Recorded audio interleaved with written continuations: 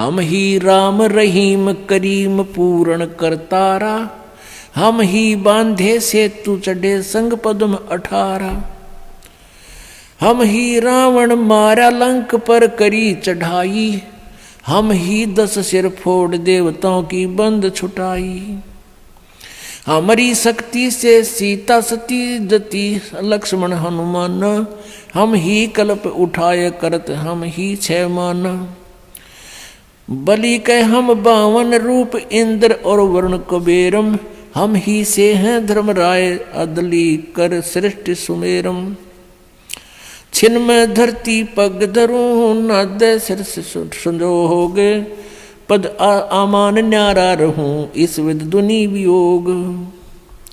अब क्या बताते हैं परमात्मा कि हमने ही रावण को मारा था, हमने ही समुद्र के ऊपर पुल बनाया था।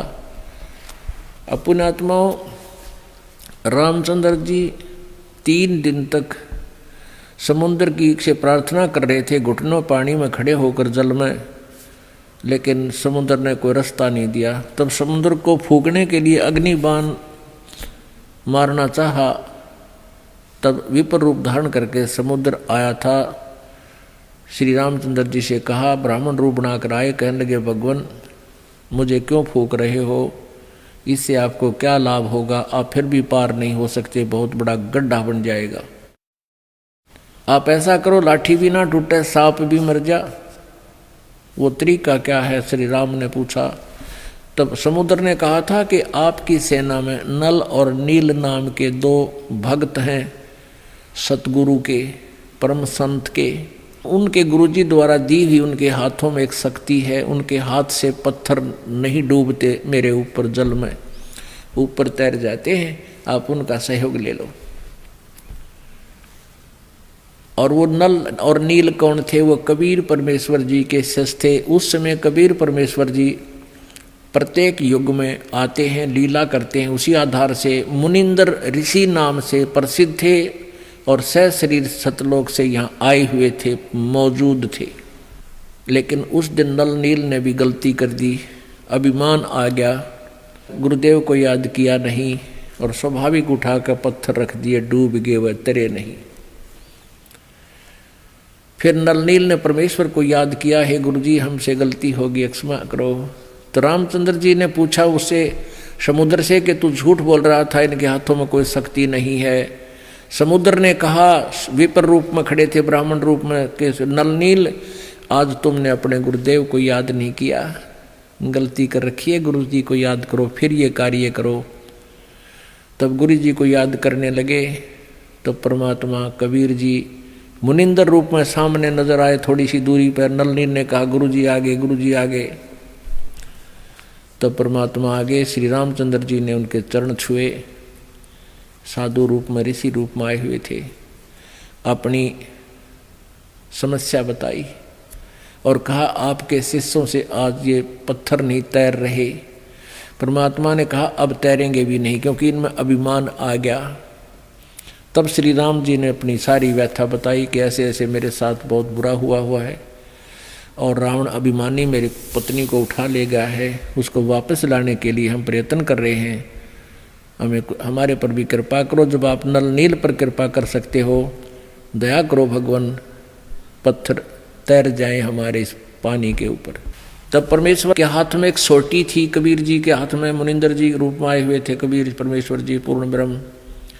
उस सोटी से चारों तरफ एक बहुत लंबे चौड़े अक्षेत्र के एक पहाड़ के चारों तरफ पे एक रेखा खींच दी, चारों तरफ का एक लाइन लगा दी कि इसके अंदर अंदर के पत्थर उठा लो, ये मैंने हल्के कर दिए।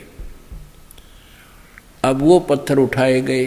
नल नील राज कारीगर भी थे, चिनाई करने वाले, उन्होंने उनको छोल छाल के एक दूसरे में फंसा के और पुल में सहयोग दिया बाद में। तो यहां परमात्मा कहते हैं, और फिर ये भी कहा परमात्मा ने कि हमने ही रावण को मारा। काफी दिन हो गए थे युद्ध होते ने, रावण श्री रामचंद्र जी पर मरा नहीं था। तब परमेश्वर कहते हैं, हमने ही उसे राम को के माध्यम से, यानी अपनी उसका हमने तीर ठोका उसका, और मारता दिखा था श्री राम, निशाना हमने साधा था उसका, तब वो रावण मरा था।